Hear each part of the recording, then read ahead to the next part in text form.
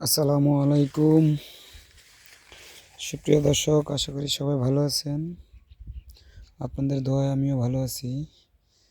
তো আমি এখন আসছি আমার বিনা চাষে ভুট্টার জমিতে। আপনারা দেখতে পাচ্ছেন এই জমিটি আমার বিনা চাষে ভুট্টার জমি। তো এই জমিটার ভিডিও আমি ইতিপূর্বে আপনাদেরকে আগেও দিয়েছি।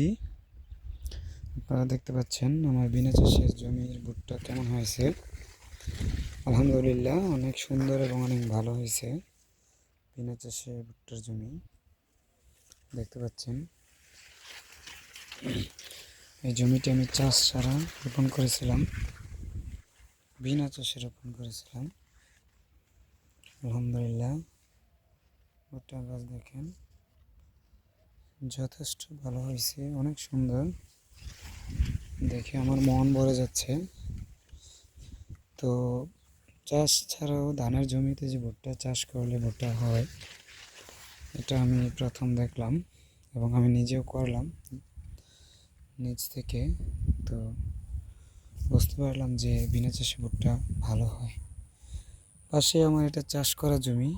এই জমিটার অনেক আগে আমি এই জমিটা রোপণ করছি, বাট এটাতে আমি তেমন ভালো রেজাল্ট পাইনি।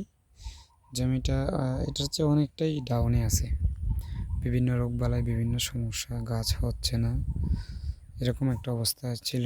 এবং এটার চেয়ে অনেক সার প্রয়োগ করতে হয়েছে বেশি, কীটনাশক প্লাস ভিটামিন প্লাস আপনার দস্তা, অনেক কিছু দেওয়া লাগছে। বাট আমার এই জমিতে তেমন আমার একটা পরিচর্যা লাগেনি। এ পর্যন্ত আমি 3বার পানি দিছি, পানি 3বার দিয়েছি, আর 2 থেকে 3বার সার প্রয়োগ করছি। 3বার, একবার ঘাসের ওষুধ দিয়ে ঘাসগুলো মারাই করছিলাম, পরে 3বার চাপান সার দিয়েছি, ইউরিয়া, ম্যাগনেসিয়াম, এবং প্রথমে দিয়েছি ইউরিয়া, পটাশ, টিএসপি, এমওপি। তো এখন আবার পরে দিয়েছি ইউরিয়া, ম্যাগনেসিয়াম, পরে আবার দিয়েছি ইউরিয়া। এর মধ্যে একবার ভিটামিন স্প্রে করেছি, আর 2বার, একবার কীটনাশক স্প্রে করছি, একবার ছত্রাকনাশক দেওয়া হয়নি, কীটনাশক দিয়েছি, প্লাস আপনার কীটনাশক দিয়েছি। তো আলহামদুলিল্লাহ, যথেষ্ট সুন্দর হয়েছে আমার জমিটি, আপনারা দেখতে পাচ্ছেন অনেক সুন্দর হয়েছে।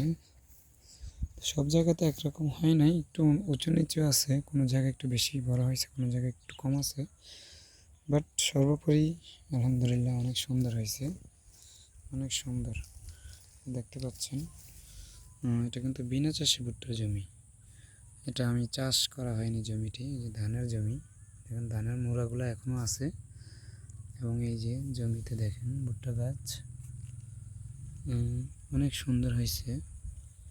ভুট্টা গাছগুলো অনেকটাই পরিপক্ক হয়েছে এবং খুবই সুন্দর, খুবই সুন্দর, দেখেন খুবই সুন্দর হয়েছে আলহামদুলিল্লাহ।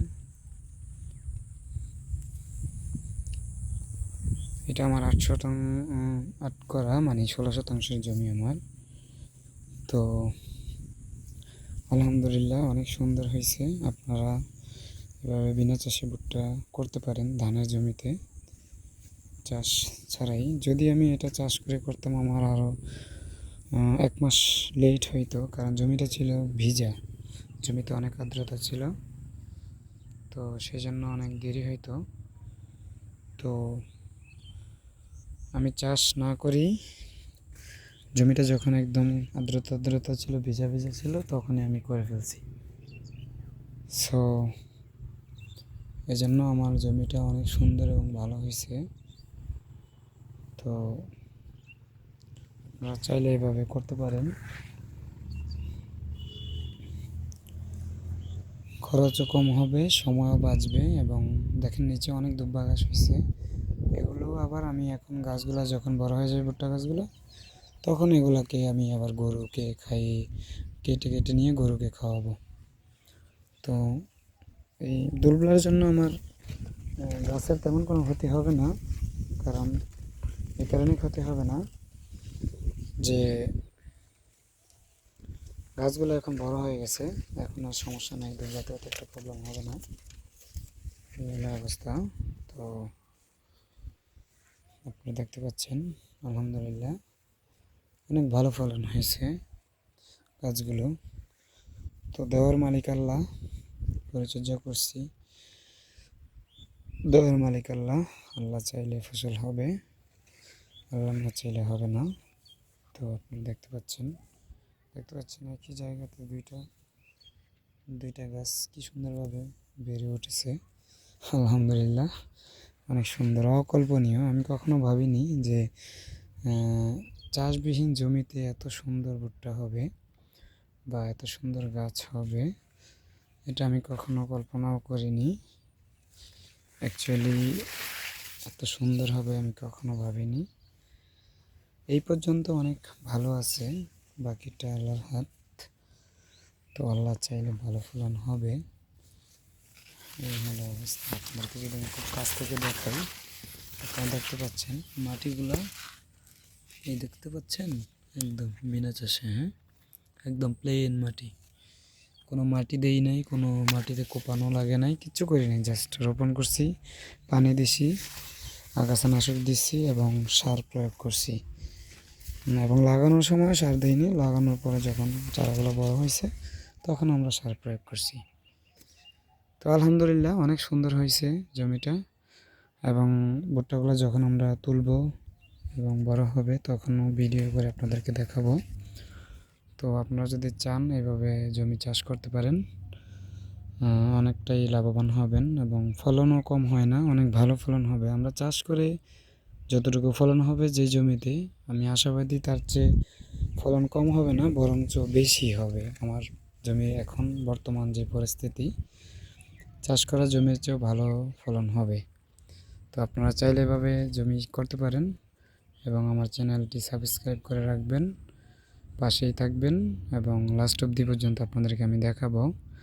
আপনারা ছোটোবেলায় যে পরিচর্যাগুলো করছি, কীভাবে করছি, এগুলো যদি দেখতে চান আমার চ্যানেলে ঘুরে আসতে পারেন এবং দেখতে পাবেন আমরা ভুট্টাগুলো কীভাবে রোপণ করেছি বিনা চাষে।